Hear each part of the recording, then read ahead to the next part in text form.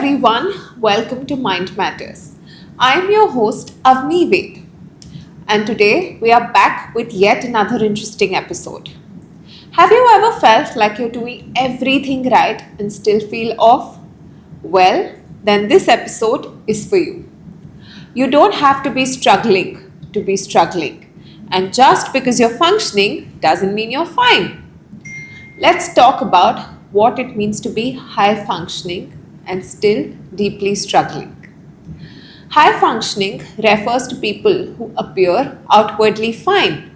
They are managing responsibilities, meeting deadlines, laughing at brunches, but internally you may feel overwhelmed, exhausted, anxious, or even emotionally disconnected. Often, these are the people who are least likely to be asked if they are okay because they are so good at appearing together. But at what cost? What costs this appearance? Let's discuss. Let's pause for a second and be honest. How often do you say, I'm fine, when you're actually not? How often do you smile, keep going, manage everything? Because stopping feels like it would end everything and make everything fall apart. We live in a world that celebrates doing. Achievement is currency, productivity is praised. So many of us grow up believing that unless a pain is loud, it's not valid. But internal struggle doesn't always scream. Sometimes it whispers. It tells you you're exhausted, but don't stop. You're hurting, but you can't let anyone down. You're drowning, but you have to learn how to be more grateful. This constant conflict creates emotional fatigue, and it is real. Look, this thing where you keep going on, but you're quietly falling apart. This is more common than we actually admit. Telling yourself, I'm good, when you're actually running on fumes. And no one really notices because you don't fall apart. You work, you smile, you reply to messages, you even make jokes. But underneath all of this, there is a constant hum.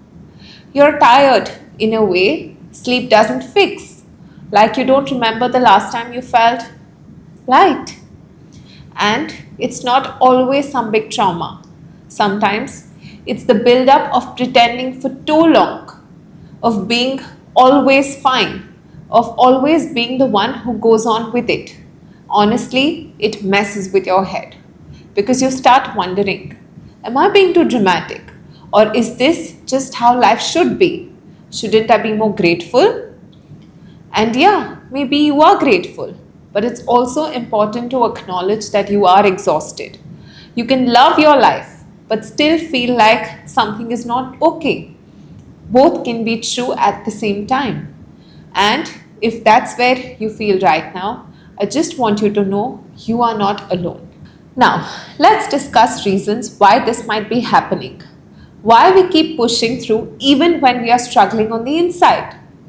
Sometimes it's the tension between how we feel and who we think we have to be. That quiet mismatch creates a kind of a pressure that's hard to name but easy to feel.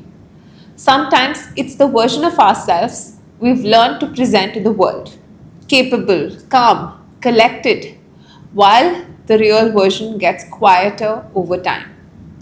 Or it's that voice that says, you're not really doing enough, even when you're running on empty. That nagging self doubt that all of us have sometimes, even when there's no reason to doubt yourself. And then, of course, the weight of expectations, cultural, personal, or even generational. Being the strong one might not be something you choose. It might just be a role that you've learned to play over a period of time. And over time, all of this adds up. And it becomes extremely easy to forget that even if it feels like just be real. If any of these resonate, you may notice constant overthinking, a low but persistent hum of anxiety, guilt when resting, feeling emotionally flat or even detached, a fear of being vulnerable or falling apart, or you might find it difficult you might find it difficult to ask for help because you are the helper. These feelings do not make you weak, they make you human. So let's not end this episode in just identifying the pain, but rather let's talk about what healing can actually look like in the smallest, most human ways. First of all, it's important that you learn how to name your feelings. There's a strange kind of clarity in just admitting, even if it is telling yourself, I'm not okay. And you'll be surprised how much this one sentence can soften the internal pressure to keep performing. Secondly, learn to practice micro honesty. You don't have to tell everyone everything, but maybe today, with just one person, you let your guard down a little bit.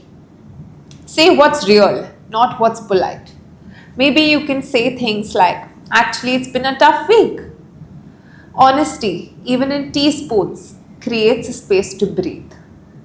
Thirdly, allow yourself to rest.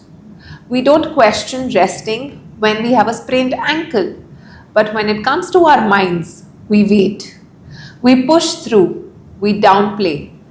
Learn how to rest without guilt, not because you've earned it, not because you have to do it only after you've finished your task of to do things, just because you're tired, and that's enough of a reason. Rest shouldn't be a reward, it's your body's right. So remember to rest when your body asks you. Lastly, ask for support.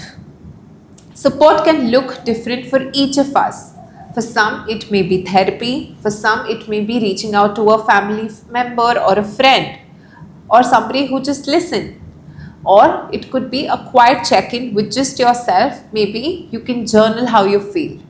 You don't have to be in crisis to ask for help. You don't need to justify needing care. Needing support doesn't mean something's wrong with you. It just means you're human. And I want you to remember one last thing, that is the ability to redefine strength. Remember, strength isn't never breaking down. Rather, it is noticing when you need to pause and doing it before you collapse. There's a quote I love that I would like to share with you today. You can be both a masterpiece and a work in progress at the same time. This quote is by Sophia Bush, and this is an important reminder to all of us that we don't need to wait until we are broken enough just so that we can rest, or we don't need to struggle enough just so that we can reach out.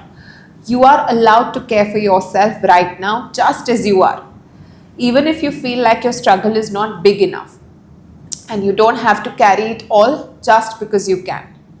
Thank you so much for being with us today, and I'll see you all again in our next episode.